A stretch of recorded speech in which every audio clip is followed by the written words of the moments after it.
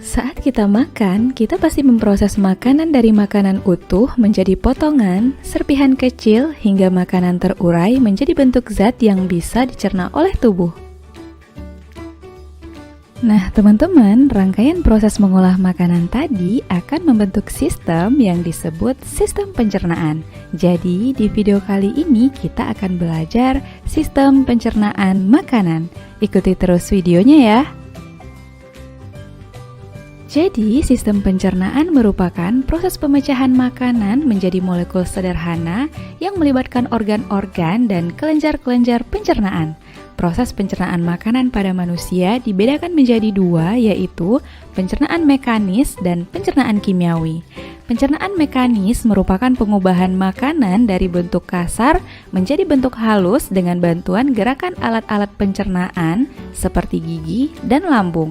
Sedangkan pencernaan kimiawi yaitu pelarutan dan pemecahan makanan oleh enzim-enzim pencernaan dengan mengubah makanan yang bermolekul besar menjadi molekul yang berukuran kecil.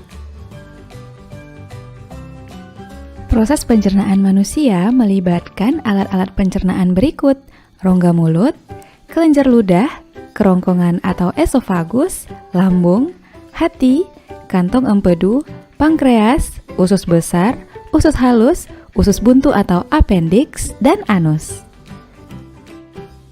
Semua alat pencernaan tadi dibedakan menjadi saluran pencernaan dan kelenjar pencernaan. Saluran pencernaan merupakan saluran yang memproses makanan dengan cara mengunyah, menelan, dan mencampur makanan dengan zat-zat di dalam organ pencernaan. Sedangkan kelenjar pencernaan adalah alat pencernaan yang dapat menghasilkan enzim-enzim untuk pencernaan kimiawi. Kita akan membahas organ dan prosesnya satu persatu. Inilah organ-organ dalam saluran pencernaan: rongga mulut, kerongkongan, lambung, usus halus, usus besar, dan anus. Kita mulai dari rongga mulut. Di dalam rongga mulut terjadi pencernaan makanan secara mekanis dan kimiawi.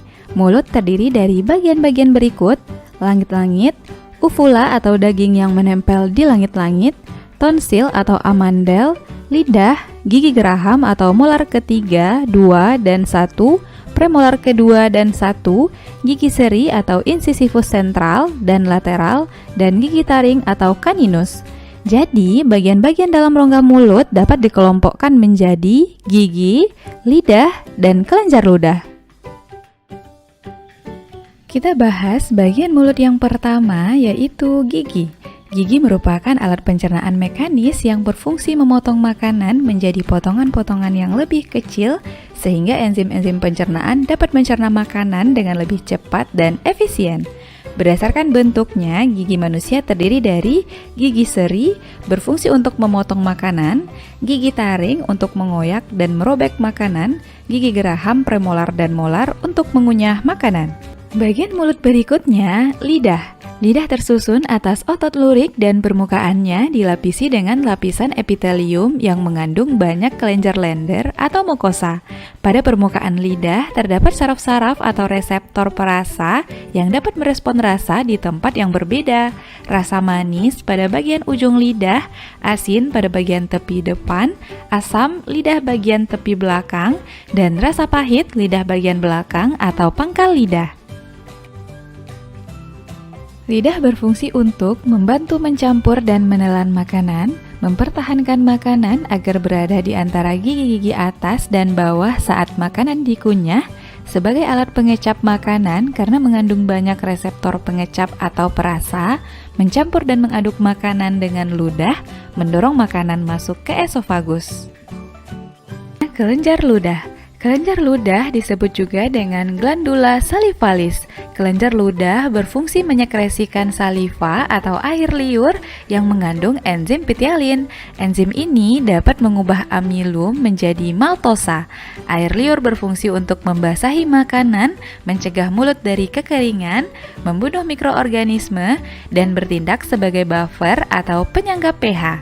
Ada 3 macam kelenjar ludah: kelenjar parotis di dekat telinga, kelenjar sublingualis di bawah lidah, kelenjar submandibularis di bawah rahang. Organ pencernaan kedua adalah kerongkongan. Kerongkongan adalah saluran sempit berbentuk pipa dan panjangnya lebih kurang 25 cm yang berfungsi sebagai jalan makanan dari mulut menuju lambung. Pada saluran pencernaan bagian atas terdapat faring atau rongga teka. Faring merupakan daerah percabangan menuju rongga hidung, kerongkongan, dan tenggorokan. Faring dilengkapi epiglotis yang dapat membuka dan menutup. Dalam keadaan biasa, epiglotis akan selalu terbuka. Ketika makanan masuk, epiglotis menutup faring sehingga makanan masuk ke dalam kerongkongan. Kerongkongan terdiri dari 1/3 otot lurik dan 2/3 otot polos, dan dindingnya tersusun atas epitel pipih berlapis. Di dalam kerongkongan terjadi gerakan peristaltik, yaitu gerak kontraksi dan relaksasi otot polos yang mendorong makanan menuju lambung. Gerak peristaltik menghasilkan makanan berbentuk gumpalan yang disebut bolus. Jadi pada kerongkongan terjadi pencernaan secara mekanis. Bagian dalam kerongkongan senantiasa basah oleh cairan yang dihasilkan oleh kelenjar-kelenjar yang terdapat pada dinding kerongkongan untuk menjaga agar bolus menjadi basah dan licin sehingga mudah bergerak menuju lambung. Organ pencernaan berikutnya adalah lambung. Lambung atau ventriculus adalah kantung makanan yang merupakan saluran pencernaan yang terletak di sebelah kiri rongga perut. Di dalam lambung terjadi pencernaan secara mekanis dan kimiawi. Lambung terdiri atas 3 bagian, yaitu bagian atas kardiak, bagian tengah yang membulat fundus, dan bagian bawah pilorus. Seperti yang kita bahas sebelumnya, di dalam lambung terjadi pencernaan mekanis dan kimiawi. Pencernaan mekanis terjadi karena adanya gerakan peristaltik akibat kontraksi otot lambung yang mengakibatkan bolus tercampur dan teraduk menjadi bubur atau kim. Pencernaan kimiawi terjadi dengan bantuan getah lambung yang dihasilkan oleh kelenjar yang terletak di dinding lambung di bawah fundus. Dinding lambung mengandung sel-sel kelenjar yang berfungsi menghasilkan getah lambung. Getah lambung mengandung zat-zat berikut: asam lambung atau HCl, enzim pepsin berfungsi merombak protein menjadi pepton, enzim renin berfungsi mengaktifkan kaseinogen menjadi kasein, dan hormon gastrin berfungsi merangsang sekresi getah lambung. Organ pencernaan keempat yaitu usus halus. Usus halus adalah saluran berkelok-kelok yang panjangnya sekitar 6-8 meter dan lebar 25 mm. Pada usus halus terjadi pencernaan kimiawi. Usus halus terdiri atas 3 bagian, yaitu duodenum atau usus 12 jari, jejunum atau usus kosong, ileum atau usus penyerapan. Mari kita bahas satu persatu. Sebagai organ penyerapan makanan, dinding usus halus memiliki struktur berikut. Lekukan pada bagian luar yang disebut villi untuk memperluas bidang penyerapan. Di dalamnya terdapat enterosit yang merupakan sel epitel silindris yang menyerap sari-sari makanan, sel goblet, sel yang berfungsi untuk menghasilkan getah usus, pembuluh darah, pembuluh limfa, dan membran mukosa pada bagian dasarnya. Organ pencernaan kelima adalah usus besar atau kolon. Usus besar memiliki panjang lebih kurang 1 meter yang terdiri atas kolon ascendens, kolon transversum, dan kolon descendens. Di antara usus halus dan usus besar terdapat sekum atau usus buntu. Pada ujung sekum terdapat tonjolan kecil yang disebut appendix atau ubah cacing yang berisi massa sel darah putih yang berperan dalam imunitas. Bagian akhir usus besar disebut rektum dan terdapat lubang pembuangan yang disebut anus. Usus besar berfungsi untuk membentuk massa feses atau kotoran, mengatur kadar air, garam mineral, dan zat berguna yang tersisa pada feses, sebagai tempat terjadi pembusukan sisa makanan menjadi feses oleh bakteri Escherichia coli. Bakteri ini juga menghasilkan vitamin K dan vitamin B12. Organ pencernaan terakhir adalah anus. Bagian akhir usus besar disebut rektum dan di sini tidak lagi terjadi penyerapan air. Rektum dapat berkontraksi sehingga menimbulkan defekasi. Defekasi adalah proses pengeluaran zat sisa pencernaan melalui anus. Kontraksi rektum dapat menyebabkan refleks gastrokolik yang dapat dilakukan secara sadar dan otot pencernaan akan berkontraksi sehingga feses terdorong keluar. Oke teman-teman, sampai di sini berarti kita sudah membahas semua organ saluran pencernaan. Mulai dari makanan di dalam rongga mulut, disalurkan melalui kerongkongan, makanan dicerna di lambung, diserap oleh usus halus, dan diproses dalam usus besar hingga terakhir bermuara di anus. Bisa dipahami ya? Alat pencernaan selanjutnya adalah kelenjar pencernaan. Kelenjar pencernaan merupakan alat pencernaan yang dapat menghasilkan enzim-enzim untuk pencernaan kimiawi. Kelenjar pencernaan terdiri dari kelenjar ludah, kelenjar hati, kelenjar pankreas, kelenjar lambung, dan kelenjar usus halus. Nah, karena kelenjar ludah, lambung, dan usus halus sudah kita bahas sebelumnya, maka kita akan melanjutkan pembahasan hanya pada kelenjar pankreas dan hati. Pertama, kelenjar pankreas. Pankreas memiliki kelenjar eksokrin berupa sel asiner yang menghasilkan getah pankreas. Getah pankreas ini mengandung natrium bikarbonat.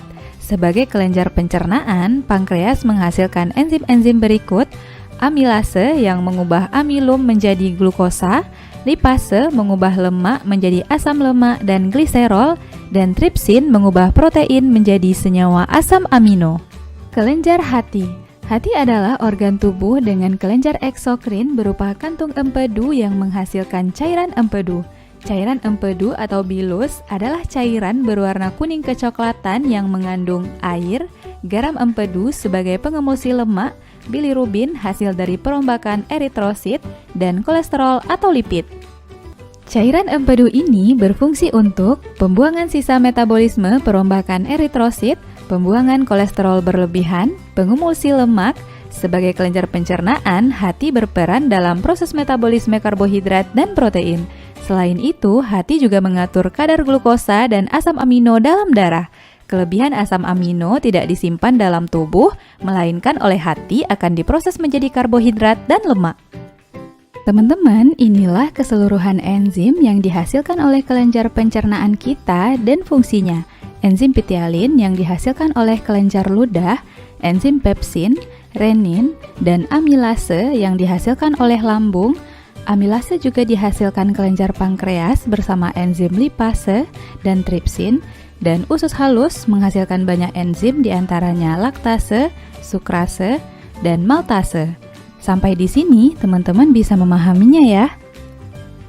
Video kali ini kita sudah membahas semua alat-alat pencernaan berupa organ pencernaan tempat berlangsungnya peristiwa pencernaan terdiri dari rongga mulut, kerongkongan, lambung, usus halus, usus besar, dan anus.